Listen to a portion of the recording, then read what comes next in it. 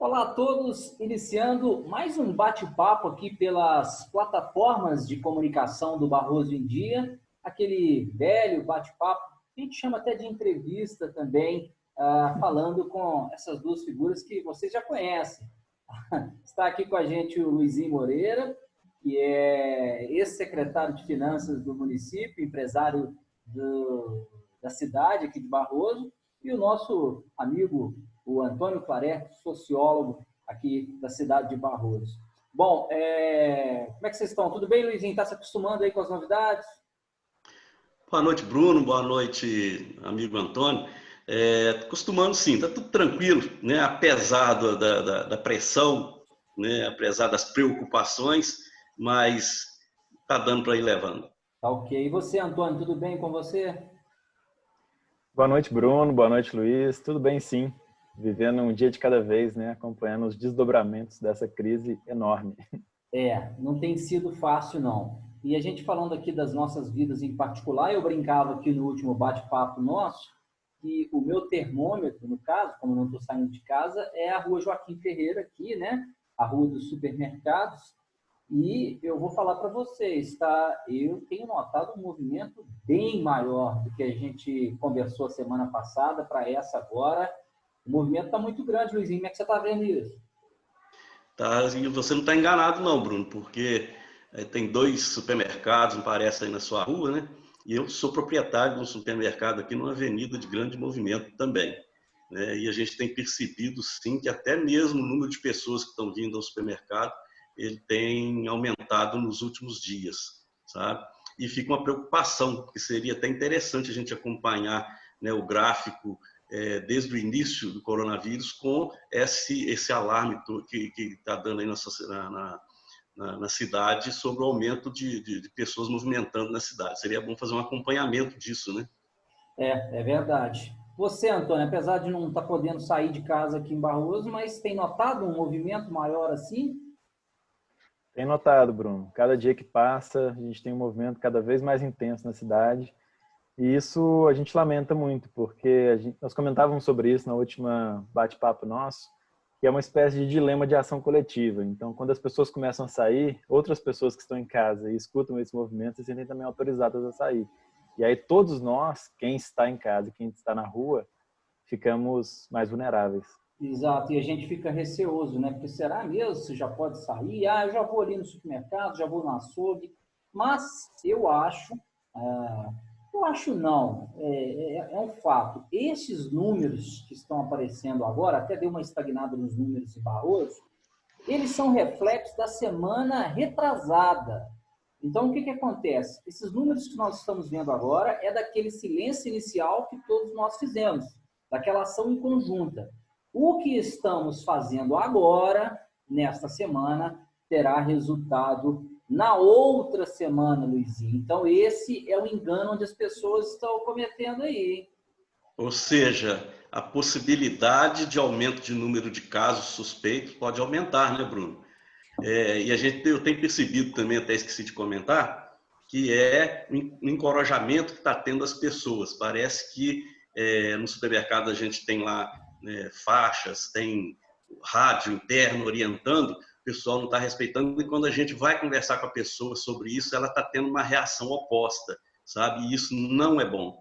Isso não é bom. Isso tende a agravar e aumentar ainda mais o perigo, né? Exatamente, Antônio. E essa reação da pessoa já é aquilo de ficar em casa, de não aguentar mais aquele convívio só com uma pessoa, com duas, três no máximo. Então, quando ela tem alguém, ela acaba extravasando. Tem muito disso também, não tem? A pessoa psicológica está muito conturbada. É verdade. A gente, seres humanos, somos seres sociais. A gente se sente melhor quando a gente está em interação com outras pessoas. E muitas pessoas vivem sozinhas, né? São famílias nucleares, a gente precisa de diversidade no nosso contato social. Mas é muito importante também nós termos paciência, porque esse é o momento que vai passar. E termos também a noção de que precisamos nos reinventar, precisamos entender como nós podemos manter esse contato, quais são as ferramentas tecnológicas que a gente pode utilizar.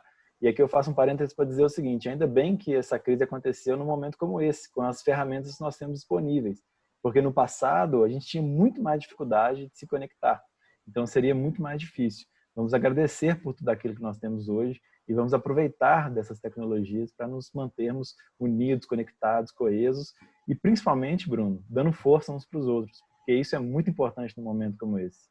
Exatamente. Essa questão da comunicação, então, ela é primordial, porque a gente não tinha isso lá, né? Haja vista numa pandemia que a gente pode sequer tentar fazer uma comparação, que era a gripe espanhola.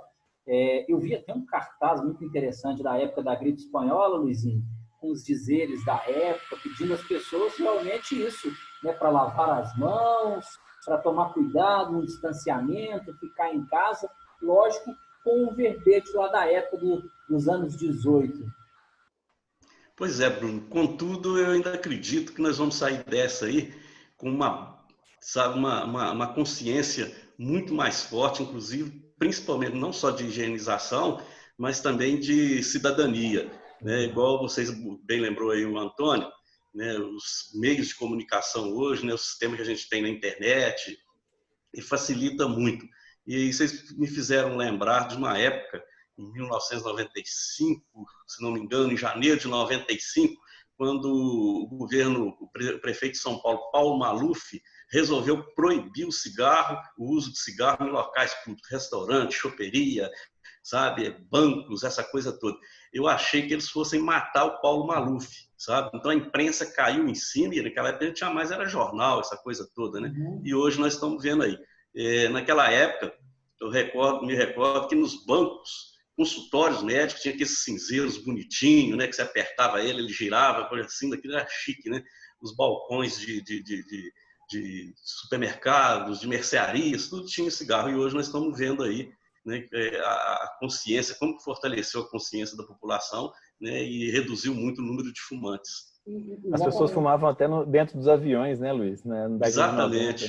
Exatamente. Ônibus, né? Então, tudo enquanto é lugar. Hoje não é nem preciso colocar placas nem nada, porque todos já sabem que não pode fumar, né? Os grandes financiadores dos meios de comunicação da época eram essas marcas de cigarro, que ficaram famosos. Marlboro, Free, enfim, tinham propagandas e propagandas de cigarro que davam muito retorno para os donos de meios de comunicação. Então, foi uma guerra, eu já li alguns artigos com relação a isso aí, mas muito bem lembrado, muito bem colocado, Luizinho.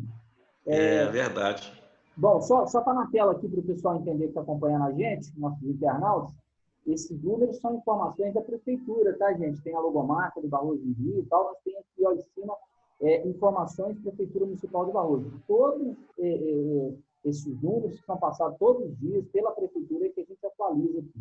Nós estamos com o boletim do dia 12, né? Dessa terça-feira, dia 7 de abril. Boletim 12, aliás, do dia 7 de abril.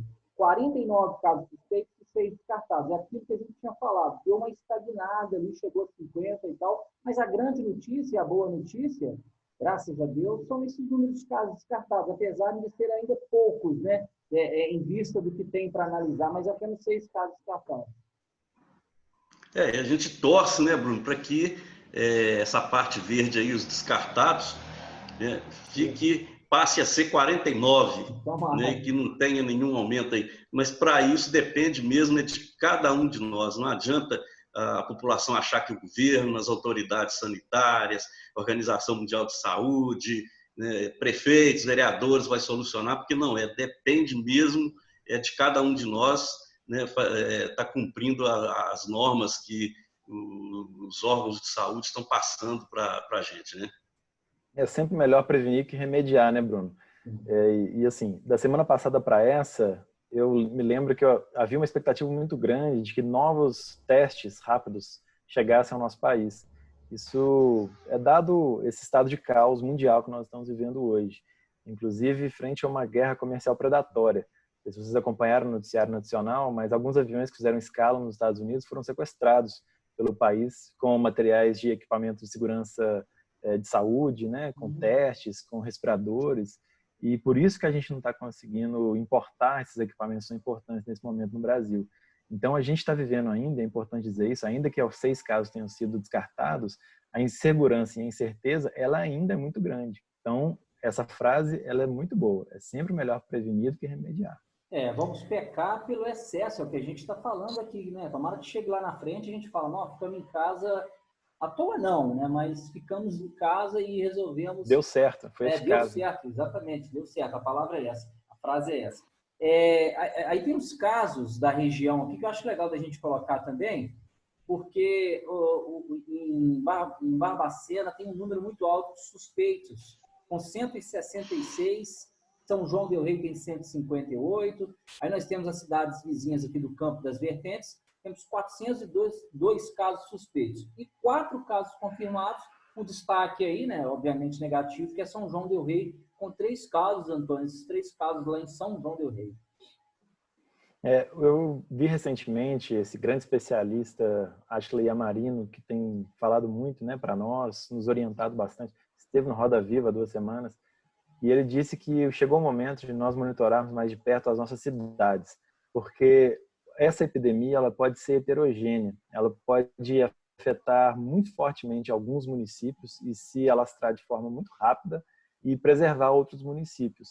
Então, nós chegamos num momento de acompanhamento, monitoramento e avaliação dessa situação que nós estamos vivendo hoje, que ela precisa ser mais micro. A gente precisa ter atenção aos municípios. E para que isso aconteça, a gente precisa, mais uma vez, acelerar a nossa capacidade de fazer os testes, né? Exatamente, para a gente ter uma noção maior do nosso problema. Mas, de qualquer forma, o Luizinho, quanto menor a cidade, parece que é mais fácil de tomar conta, né? Parece que tem mais segurança. Ah, sim, claro, e até porque, né, Bruno, é, essa pandemia pegou assim de uma rapidez, né, assustadora, pegou todo mundo, como diz a gíria, pegou todo mundo de calça na mão, né, porque os municípios, né, e principalmente o estado de Minas, passando por um momento muito difícil de crise financeira, né, então, logicamente, os municípios também ficam desestruturados, inclusive na questão de prevenção na área de saúde pública, né, com pouco recurso, e ali ele não está preparado tecnologicamente, né, para esse tipo de situação. E não é só municípios também, a gente vê que de forma geral, não só nessa região que você mostrou aí agora, né, mas de uma forma geral está faltando tudo. Está faltando máscara, está faltando kits, né, para fazer verificação, está faltando máscaras, está faltando tudo que a gente escuta o ministro falar, as autoridades falarem, está faltando, né? Está ausente. Então, mesmo se estivesse todo equipado, acredito que a missão já seria difícil. Né? Desestruturado fica pior ainda, mais complicado ainda. Mas o bom, né, é que, mesmo desestruturados, as autoridades estão seguindo as normas, né, e buscando meios para a sociedade fazer a parte dela, porque não adianta. É o que você falou, no município menor, né, tem até uma certa facilidade para controlar, nos maiores já não tem tanto. E a gente está precisando ver isso de forma geral. A gente pode estar verificando só a nossa cidade, mas também a região, porque há deslocamento de pessoas de uma cidade para outra também. Né? Então, a gente tem que estar atento a isso, apesar de ser difícil, de ser muito complicado, mas é preciso persistir nisso. Com certeza. Antônio, a nossa região, a nossa cidade, ela não foge muito do que é o retrato de Minas Gerais e do Brasil, que, por exemplo, tem 14 mil casos, cerca de 14 mil casos confirmados, e, infelizmente, já estamos em 686 mortes. A nossa região, Bruno, ela tem algumas características importantes. Nós temos municípios em extensão territorial menores, então nós temos municípios mais próximos uns dos outros. Nós temos municípios também muito densamente povoados e zonas urbanas importantes. Então vamos pegar o próprio caso de Barroso.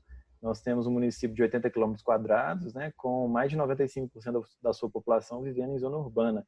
E quanto mais próximas as pessoas vivem umas das outras, maior é a possibilidade e o potencial de contaminação em uma pandemia como essa. Além disso, é importante frisar que nós estamos em um corredor entre as maiores cidades do nosso país, que não por acaso são cidades também que registram muitos casos. Rio de Janeiro de um lado, Belo Horizonte do outro, mas se a gente for ampliar essa visão, nós estamos numa espécie de um triângulo. Nós temos também São Paulo, num vértice desse triângulo.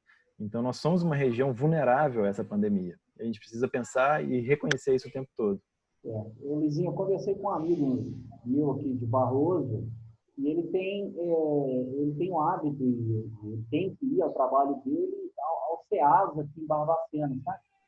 Então, ele estava indo 2 vezes por semana, passou aí uma vez só, diz ele que lá é difícil ter esse controle. É muita gente de tudo quanto é lado e parece que não está acontecendo nada. Está de uma normalidade muito grande lá. Essas consequências podem vir ainda, né? Porque é uma previsão muito negativa para o final desse mês, né, Luizinho? Não é nenhum alarde, não é nenhum pânico, é o que a Organização Mundial da Saúde e o próprio Mandetta ontem, no seu pronunciamento, disse, que há uma possibilidade de aumento de casos no final do mês. Exatamente, Bruno. E não é só no Ceasa de Barbacena. Você está vendo uma reportagem também em Belo Horizonte. Parece que o pessoal está perdendo o acismo, perdendo o medo, né, do avanço da doença.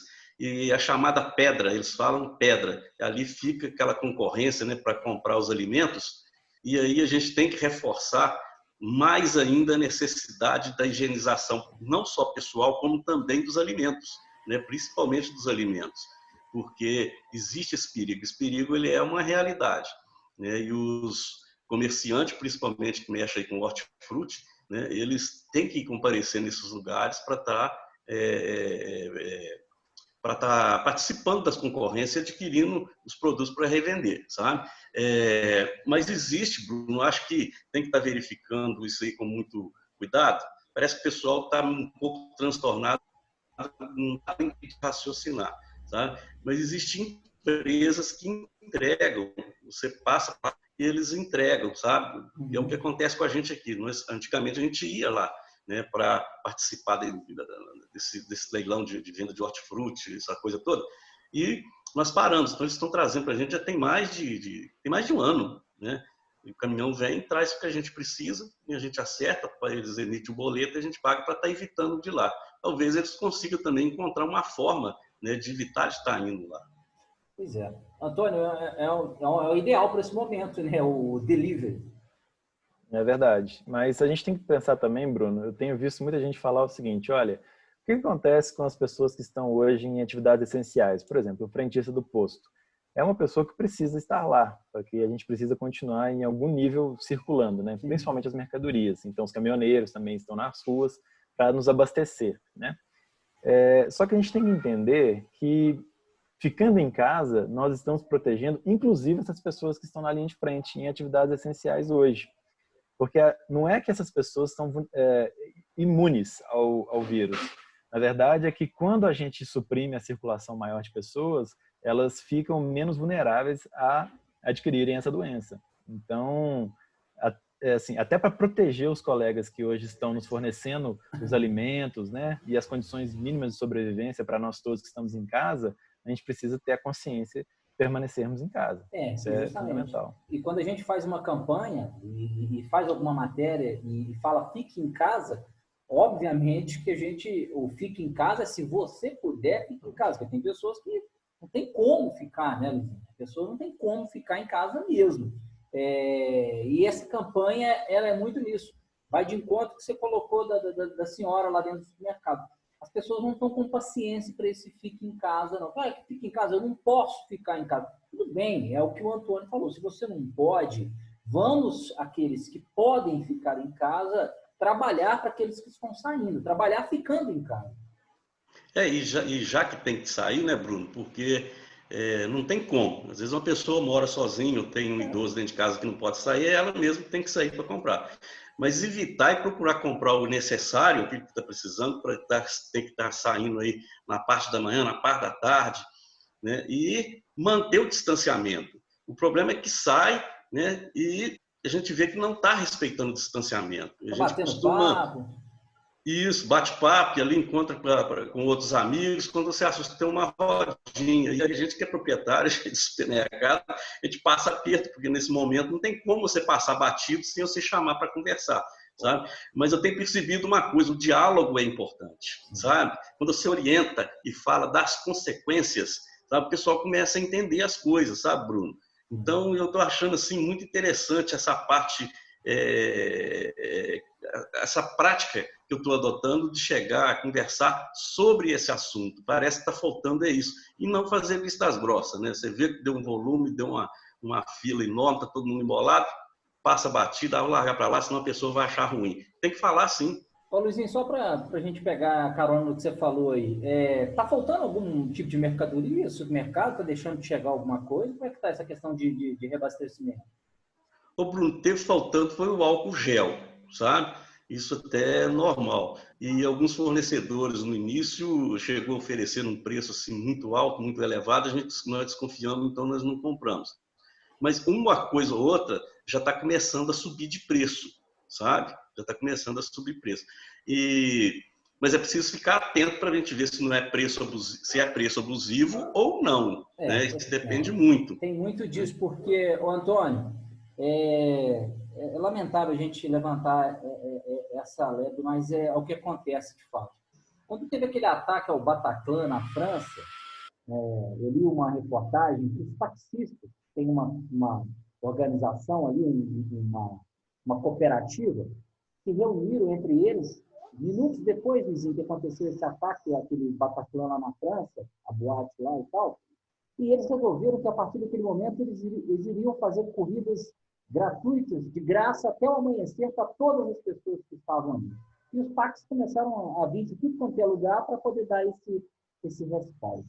Aqui no Brasil, quando teve o episódio de Mariana, as pessoas começaram a vender a água potável, as garrafas lá em Mariana, pelo triplo do preço.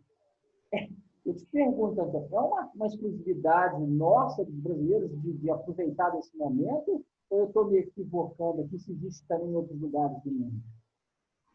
Não, Antônio pode falar, Antônio. Não, desculpa, Luizinho. Assim, eu lamento muito essa situação, porque de fato isso aconteceu, esse registro que você traz, ele é importantíssimo. E isso tem uma série de razões lamentáveis também, né? Infelizmente, está por trás disso uma cultura de muito pouca cooperação, de muito pouco desenvolvimento cívico e de muito pouca solidariedade, né, entre as pessoas.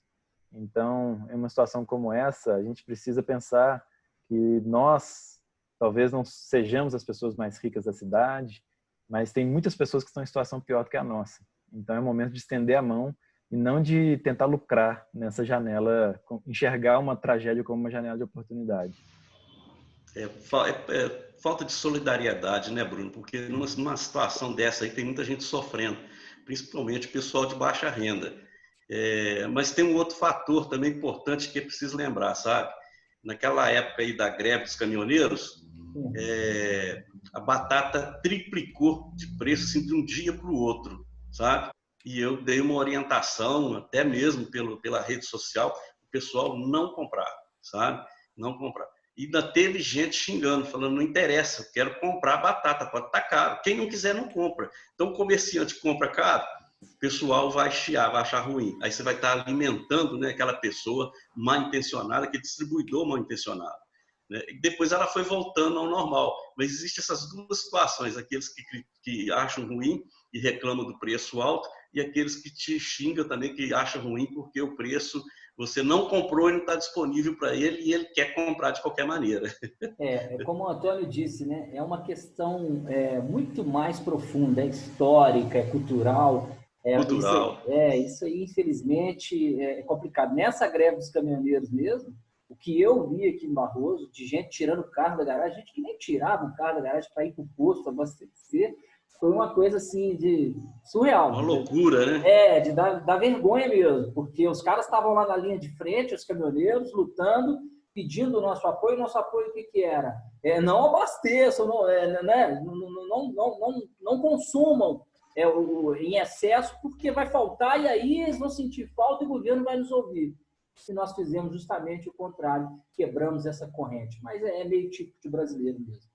Só mudando aqui um pouco de assunto, os Estados Unidos, na última sexta-feira, teve um recorde negativo de sexta para sábado, que foi de 3 para 4 de abril, 1.480 mortes. É o maior número de mortes por Covid-19 no planeta.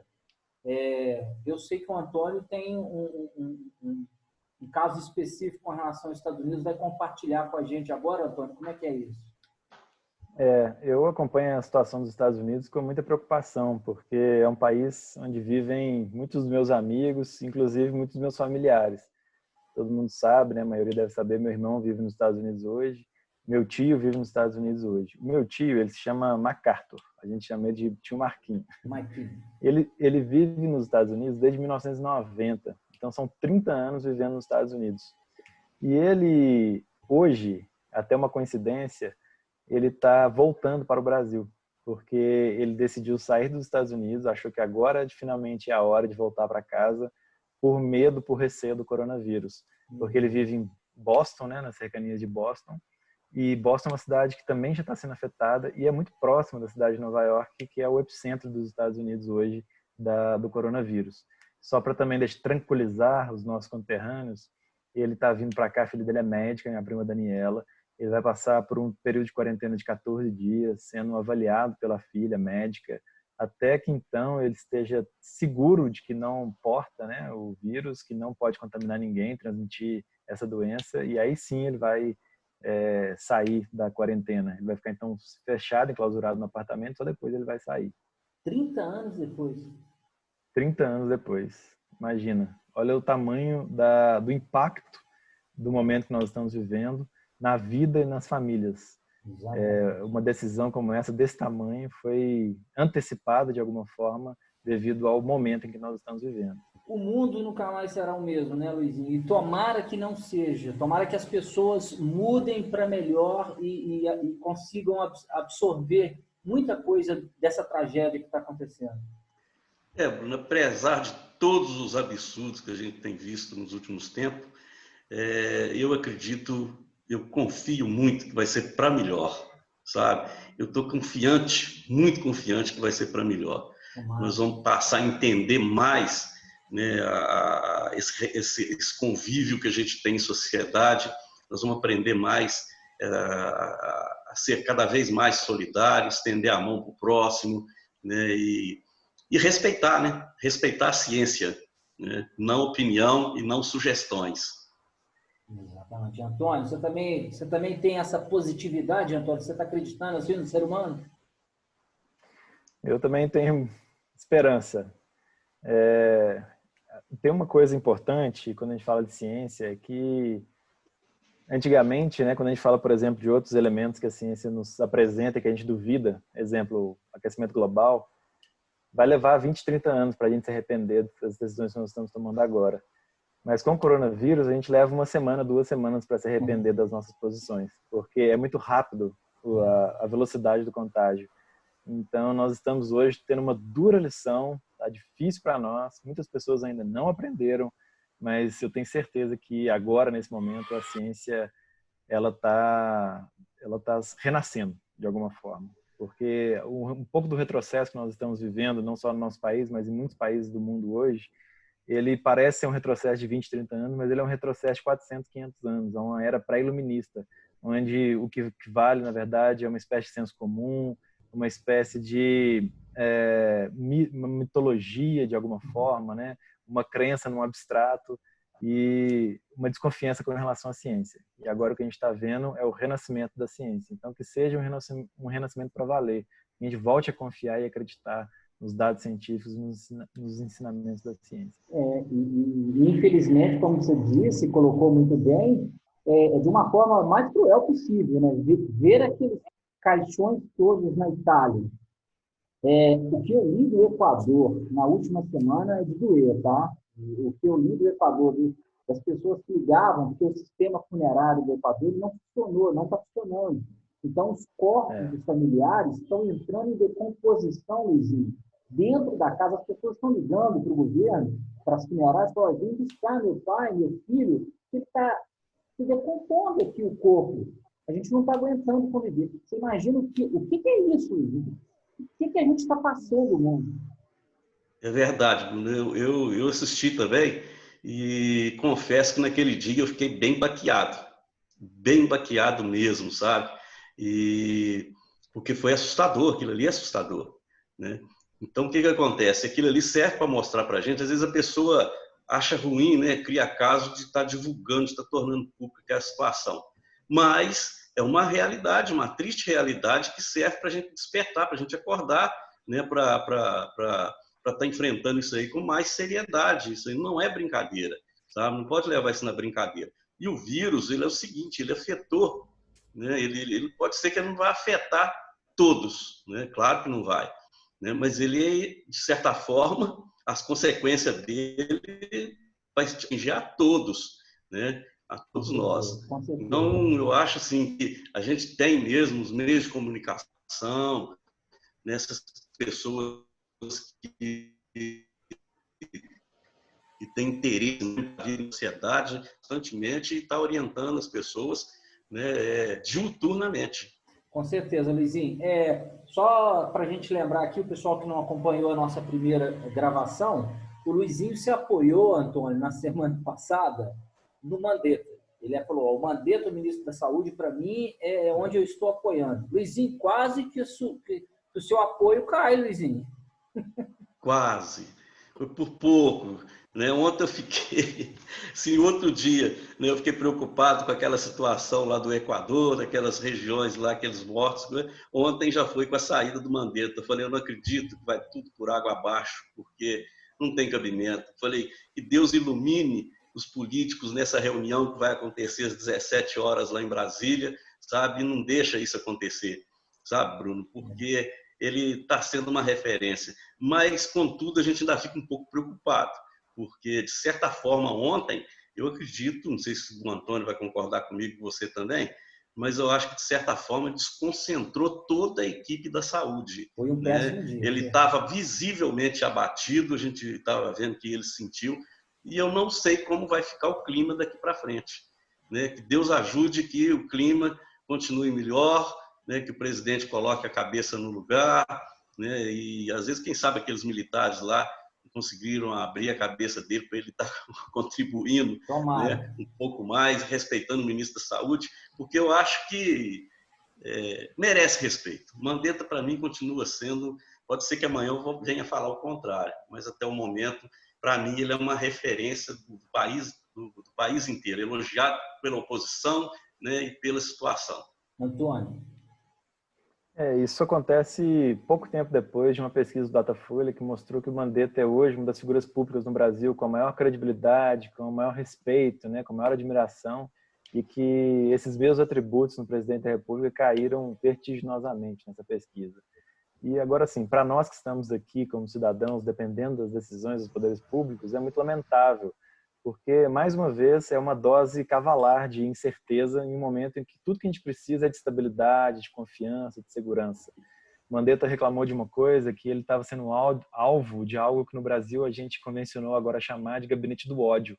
Olha que lamentável nós vivemos num país onde existe uma coisa que se chama gabinete do ódio, que funciona dentro do Palácio do Planalto, e que visa basicamente difamar, espalhar fake news, colocar incerteza, né? Deixar as pessoas com medo, espalhar o pânico. É muito triste isso que a gente está vivendo. E principalmente você ter um ministro da Saúde como vítima de um gabinete como esse. Imagina demitir um ministro da Saúde diante do momento que nós estamos vivendo. Eu acho não, tenho certeza, seria o maior erro do presidente Jair Bolsonaro. Ainda não aconteceu. Eu acredito que vai ser questão de meses depois que isso tudo passar, ou dias, tá? E aí a gente torce não só pela permanência dele, Lógico, mas que ele tenha tranquilidade também, né, Bruno? Porque ele está enfrentando uma barra pesadíssima, né? E ele vem se mantendo firme. Tá, deixa eu só interromper, que a gente está acabando o nosso tempo. A gente tem 4 minutos aqui para poder falar, e a gente não pode deixar de falar nisso hoje, que é este auxílio, Luizinho, emergencial de R$600. Hoje o site da Caixa estava cadastrando essas pessoas e um aplicativo também disponível para isso. Eu não tenho agora os números atualizados, não sei se o Antônio tem aí ou você, mas já era, assim, algo muito grande e as pessoas estão contando com isso mesmo, Luizinho, que é a sobrevida nesse momento, né? Demorou um pouco, né, Bruno? Porque a gente sabe também que a gente não pode culpar totalmente o governo. Ele tem sua parcela de culpa, mas a burocracia também que há, né, ela acaba atrapalhando também. É uma uma sucessão de problemas que interferem no avanço das famílias. Mas esse dinheiro precisa chegar lá na ponta, precisa chegar na mão dessas pessoas o mais rápido possível, né? Eu vi hoje, muita gente está divulgando, informando, né, quem tem direito, quem não tem, né, como vai ser feito para cadastrar, se está no cadastro único, né, se é MEI. Então, está surgindo muitas dúvidas. Eu acredito, não sei, às vezes até tenha sido criado, se não criou, né, fica aqui como sugestão, né, a própria município, a prefeitura, criar, né, uma central de orientação, porque esse pessoal não tem muita experiência com tecnologia, às vezes tem um celular na mão ali, mas não sabe o que é um app, um aplicativo, né? E aí não é só o poder público também, eu acho que nós também, orientar os vizinhos, né, aquele que tem experiência, ajudar o outro a fazer o cadastro, para estar facilitando e chegar o mais rápido possível na mão desse pessoal, né, que já está passando aperto e está atrasado o valor, a liberação do dinheiro. Podemos ajudar, Antônio? De que forma podemos ajudar? Bruno, terminou agora há pouco, eu estava assistindo a live da assistência social em Barroso e, de fato, eles criaram o plantão de informações por telefone, ótimo, como ele sugeriu agora, acho que é uma boa ideia, não é mesmo? E eles vão também fazer plantões nos bairros, com todo o EPI necessário para poder não causar também nenhum tipo de transtorno, e eles vão orientar as pessoas sobre instalar o aplicativo, receber os recursos, quem tem direito, como é que isso vai funcionar, qual é o processo, quando é que recebe, etc, etc. E isso já começou hoje e amanhã continua. Então é uma boa notícia. Outra boa notícia também, que eu acho que... Porque é o seguinte, quem recebe Bolsa Família, na verdade, tem uma certa incerteza, porque o Bolsa Família, se ele é menor que R$600, vai ser substituído pelo auxílio emergencial e vai ficar suspenso por enquanto. Como a gente estava com uma fila muito grande no programa, existe um receio de que as pessoas não vão retornar ao programa, mas eu acho que elas podem ficar tranquilas que elas vão sim. No nosso caso específico de Barroso, uma boa notícia é que nós estamos com o nosso programa Bolsa Família Complementar, que ele não vai ser substituído pelo auxílio emergencial, não. Ele vai complementar o auxílio emergencial. Então, hoje ele está no valor de R$80 e ele foi expandido de 120 famílias para 150 famílias. São cerca de 750 pessoas, quase 4% da nossa população. Então, é um recurso extra muito importante num momento como esse. Legal. Nós estamos com 1 minuto para fechar a nossa gravação, Luizinho. Te agradecer mais uma vez. Queria que você fizesse uma consideração final aí para todos nós. Olha, Bruno, eu que agradeço, né, pelo convite. Espero ter contribuído de certa forma, mas eu queria pedir, né, que as pessoas, né, conforme o Antônio já deu uma notícia boa aí de estar liberando, né, já formando grupos para estar orientando as pessoas, mas que cada cidadão, né, também adotasse isso, não ficasse naquela história, isso é obrigação do poder público. Não vou explicar. Não custa nada você sentar com uma pessoa, né, perguntar para ela se ela já se cadastrou e ajudar ela a baixar o aplicativo. Né? Desculpa então, assim, te interromper, Luizinho. Só para a gente finalizar, porque senão vai cortar a gente aqui. Antônio, muito obrigado também pela sua participação. Obrigado a você, Bruno.